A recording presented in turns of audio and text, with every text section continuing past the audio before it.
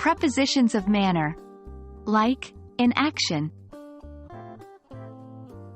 Hello learners. Welcome to another exciting lesson on prepositions of manner. Today, we're going to focus on a common, but powerful word, like.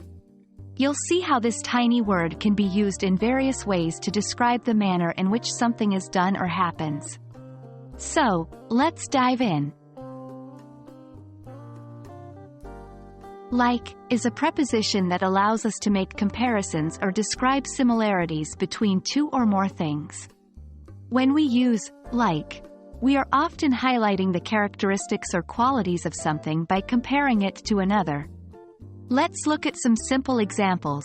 He runs like the wind. She sings like a bird. In these sentences, like is used to compare the manner in which he runs to the wind, and how she sings to a bird. While like can be used for comparisons, it's also very useful in describing the way or manner in which something is done.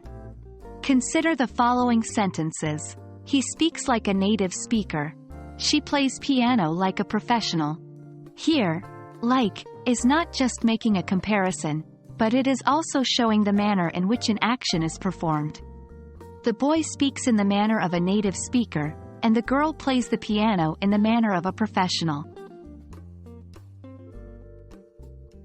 Like also comes in handy when we use figurative language, especially in similes. Similes are figures of speech that make a comparison between two unlike things that share something in common. Take a look at these examples. She's as busy like a bee.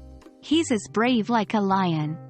In these sentences, we're using like to create similes, making comparisons in a figurative sense. That's it, learners.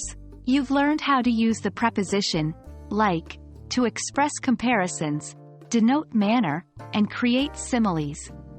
Keep practicing with your own sentences and soon it will become second nature to you. Remember, mastering English is a journey and every step counts.